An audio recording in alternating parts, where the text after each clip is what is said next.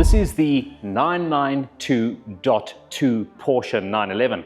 Now, for those of you unfamiliar with internal Porsche speak, that just means the current generation 911 has received a very mild makeover. Now I'm going to take you through what's new on the 911. Up front, the changes are predictably mild, with the headlights now integrating the indicators as so. I think that looks quite good, but very minor. Front bumpers also received a bit of treatment, but if you opt for the GTS model, this is the base model Carrera, the GTS has got a significantly different front bumper, and I'm not too sure if I like that, but front end of this car, not too different and remains quintessentially 911. Let's head over to the back and see what's new. The rear is potentially where the 992.2 is the most different from its predecessor. If you see the back, we've got a new diffuser, reshaped bumper, a different LED light bar, and this top section here, the engine cover, so to say, is slightly different in terms of its shape. Overall, really like the look of this particular model. I think 992.2 looks better than its predecessor, and in this particular color, it's called Ice Gray. It gives me the same vibe as the GT3 ST, so sort of a cheaper version of that at around 2.4 million Rand. This is a cut price GT3 ST in terms of aesthetics at least. What do you guys think of this spec and this color? Let us know in the comment section. As you know, the 911's trademark is the fact that it's usually rear-wheel drive, sometimes all-wheel drive, but its engine is always placed over the rear axle. So where you'd normally find a boot here, we find some lovely cooling fans with a 3.0 badge here, denoting that the engine is at the back here, and it is indeed a 3-litre twin turbocharged flat six, with the boot, or fruit as I like to call it, being up front, offering around 135 litres of space. Now, speaking of that engine, this base model Carrera may have relatively modest outputs at 290 kilowatts and 450 Newton meters of torque, but this car benefits from the same larger turbochargers as the previous GTS model. So it's probably going to feel quite a bit punchier. Let's head inside, check out what's new in the interior, and then let's take it out on the road and drive it. The interior of the facelift 911 is also an exercise in restraint. There are a few changes, but it's not too major. I think the biggest though is the addition of a 12.65-inch digitized instrument cluster, which replaces the old centrally mounted tachometer in the middle of the instrument binnacle here. You can scroll between different settings in here. You can have maps, you can have a reduced sports chrono package, and you can even have a tachymeter in the middle, but it is all now digitized. You still get the infotainment system here in the center with the latest PCM management software.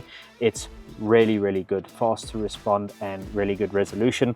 Physical buttons to adjust things. You've got your traction control, your suspension settings, and your exhaust. Similarly, you can adjust your climate settings by physical buttons, which I like. You've got the gear lever that looks like a little electric shaver still, which has grown on me, I have to say, over time, and physical buttons to operate the sunroof and the heated seats. Speaking of seats, rear seats are now an option on the 911 range. So if you buy a normal 911, it will not come with rear seats in order to save weight. But if you do have children that you'd like to put in the back, because an adult will certainly not fit in the back of a 911, then you can opt for those seats, adding a degree of practicality and maintaining that usability within the 911 range. But if you want to save some weight and you're never going to use those rear seats, you can obviously have them just removed or just not spec that in the options list. But with any 911, the driving experience is the most important thing. So let's head out onto the road, see what the new Carrera is like. We're out of the studio and in the 992.2 Porsche 911 Carrera. Let's launch it, see what this car's got to give.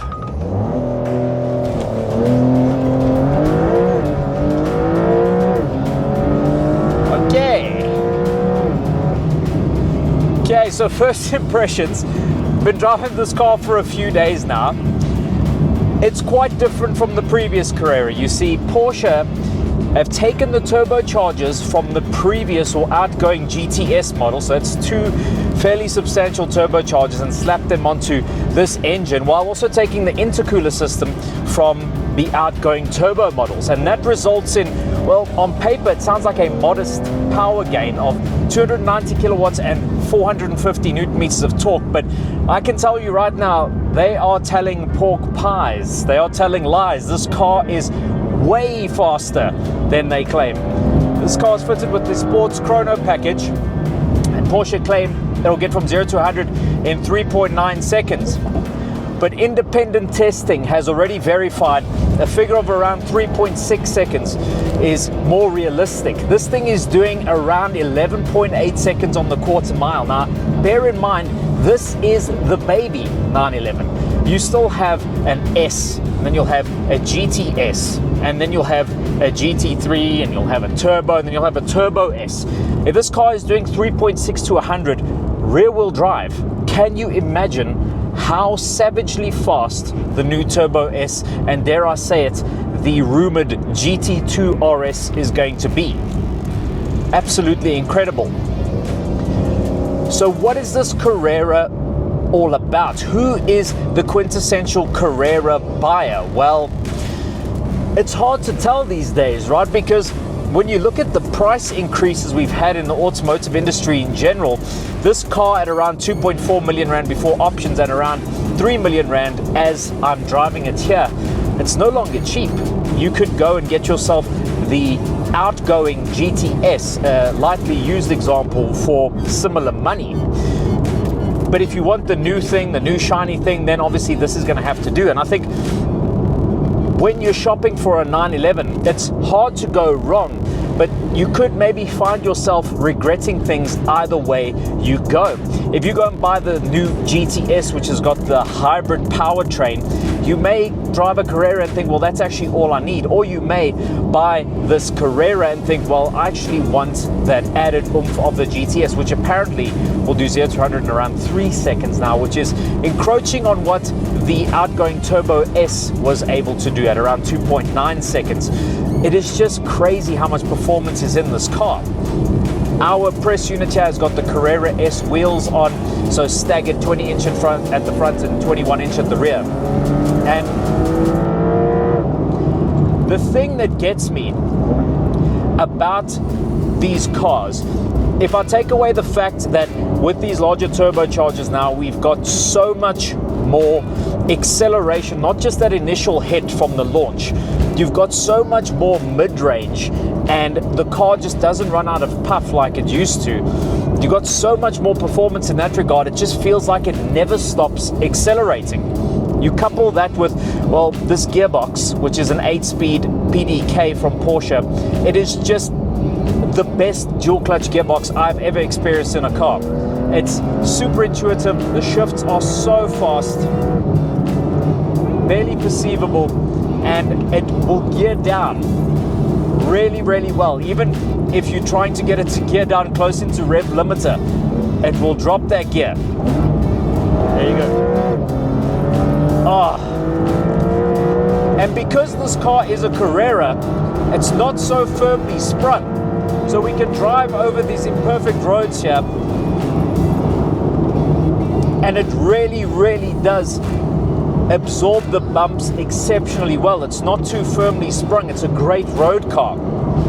Similarly, this car now has upgraded brakes. Now, you won't really notice that on the road, but if you're going to do the odd track day, the Carrera is now more than capable. I think it was always capable of doing the odd track day, but now it's especially capable of doing a track day, just based on the fact that, well, it's got the brakes to do it now. Let's see if it'll slide.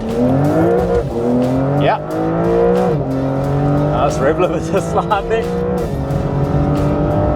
The handling is super planted, but you'd think with a big engine over that rear axle and it being rear wheel drive that it would just want to spit you into the nearest ditch, but it doesn't. It's progressive.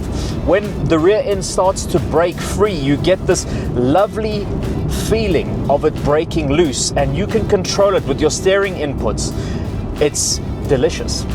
Then we get to high-speed cornering and stability. It's just phenomenal. It never feels unsettled because it's relatively softly sprung compared to, let's say, one of the GT products. on the road, these fast flowing turns, it just feels phenomenal. And because we are seated quite low, but we're also not so low that it's difficult to see out of, I have so much confidence about where the front left of the car is, where the front right of the car is. I know exactly where the car is situated on the road at all times. And because this car isn't that heavy, when I compare it to products I've driven this year that are well over 2 tons, this is 1,550 kilograms, which is, by modern standards, incredibly light. Coming through that sweep there, unbelievable, super bumpy, just something out of the pure nightmare fuel for a petrol head, that left-hander I just took there. Midway through the corner, massive bumps, and just a terrible looking piece of road. The car absorbed things so well and felt so stable through there at speed. I cannot sing its praises enough. Now, this is the first 992.2 that I'm driving, and it's a bold claim to say that this is all the 911 that you really need if you're shopping for one. But as we know, when you drive these cars, you tend to attach yourself to them because 911s are just that type of car. They can be a sports car, they can be a supercar, they can even be a GT because it's such a large model range. But this one does the sports car thing very well. It even does the Grand Tourer thing well. I commuted in this car this morning at 9.8 liters per 100 kilometers. Now, in my recent road test that I wrote about the car, the best I could get was around 10.8. But this morning, a full 108 kilometer round trip, long way to the office, 9.8 liters per 100 kilometers, super comfortable, lovely sound system, very quiet. If you switch off the active exhaust, which I don't know who would do that, but if you do that, it's refined, it's quiet, it's beautifully made. But then when you want to get after it, it's really quick. It's not scary quick. It's just quick enough. It's not a car that I'm scared of. It's a car that I feel like I can approach. It's enough for me. It's more than enough for most roads, and I think it will be more than enough for most people. And that makes me reconsider, would I get a 992.1 GTS or would I get a 992.2 Carrera and get all the new fandangle technology? Well, I don't know. I'm not the biggest fan of this digitized cluster. I liked that central analog rev counter in the previous model. Now, this instrument cluster is configurable. You can have your map displayed on there, and the digital cluster can change its look quite nicely. And this start-stop button, I mean, it's just industry standard to have a start-stop button now, right? But I liked the old turnkey style system. And in some ways, it frustrates me that those items have been left behind, but I suppose that's all in the name of progress. The infotainment system is improved from its predecessor. I find it's super fast. The Apple CarPlay integration is phenomenal, and the Bose sound system connected to it is incredible. What I did find a bit disappointing though is the resolution of the camera system in this car. It's not quite up there with other premium models. And then when I look down here at this center console, it's nice to be able to adjust the climate control with physical switches, but there's this gloss black panel here, and after 2 or 3 days of driving the car, it just turns out to be a dust and grime magnet. So it's something that you have to stay on top of cleaning all the time. Other than that, the interior is just wonderful. The ergonomics are so simple.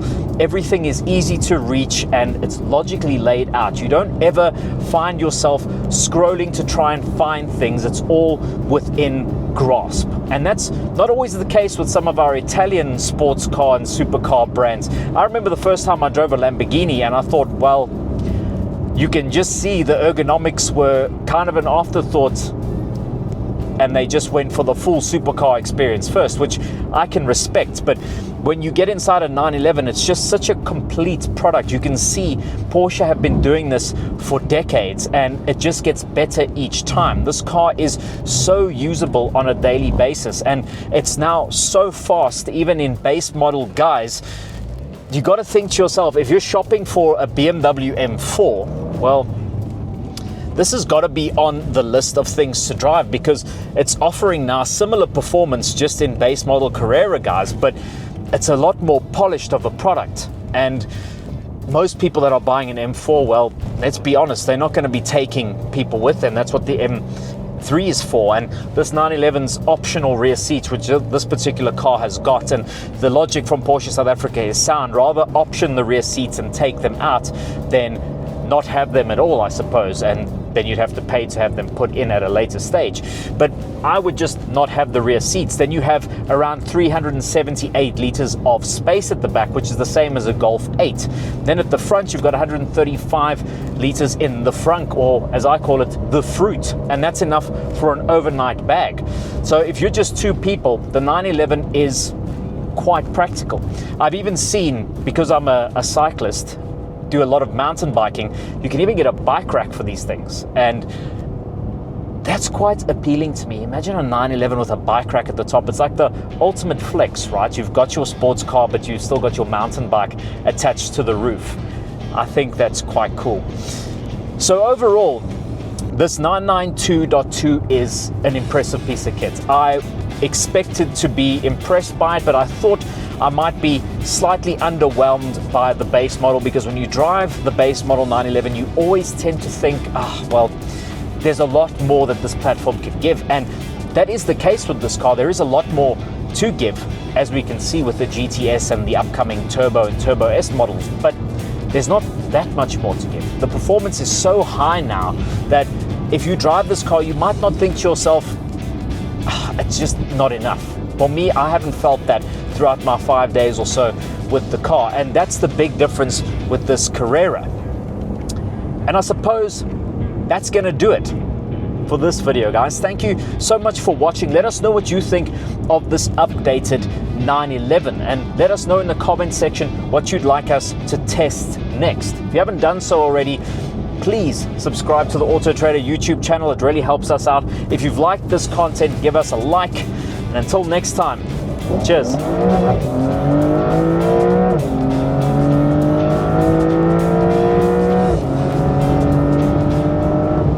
A few moments later.